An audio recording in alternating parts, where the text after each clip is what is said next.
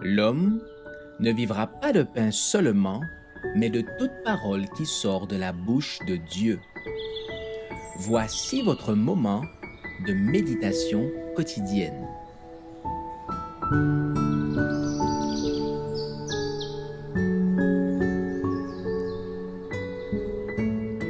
Avec Dieu, chaque jour.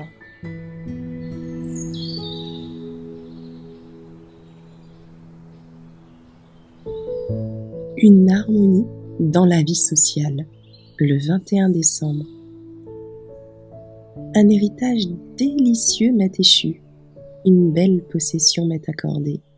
Psaume 16, verset 6. L'amour et la sympathie que le Seigneur a implantés dans nos cœurs trouveront leur emploi le plus légitime et le plus doux. Une pure communion avec des êtres saints, une vie sociale harmonieuse avec les anges et les bienheureux de tous les siècles qui ont lavé et blanchi leurs robes dans le sang de l'agneau. Des liens sacrés unissant la famille qui est dans les cieux à celle qui est sur la terre. Voilà ce qui constituera la félicité des rachetés. Dans la foule des rachetés, parmi les apôtres du Christ, on remarque l'héroïque Paul, l'ardent Simon-Pierre, Jean, le disciple aimant et bien-aimé, les fidèles convertis, et avec eux l'immense cortège des martyrs. Le ciel déborde de joie. Il résonne d'hymnes de louanges adressés à celui qui consentit un sacrifice si admirable pour la rédemption de la race humaine. L'Église ici-bas ne glorifierait-elle pas le Seigneur? Les chrétiens ne publieraient-ils pas à travers le monde entier leur joie de servir le Christ?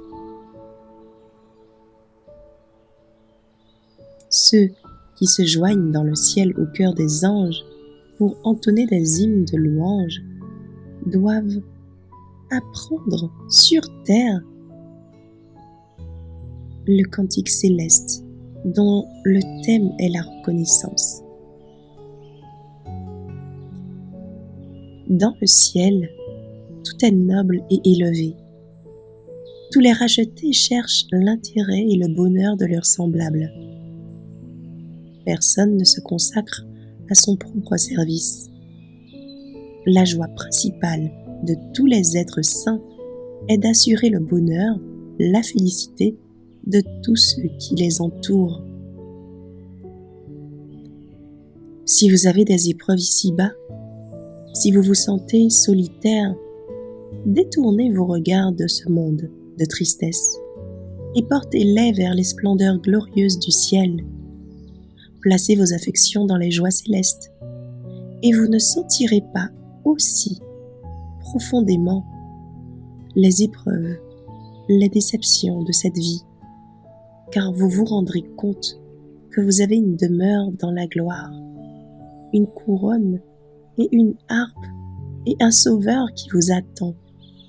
Luttez pour obtenir cet héritage délicieux que Dieu a promis à ceux qui l'aiment et qui observent ses commandements.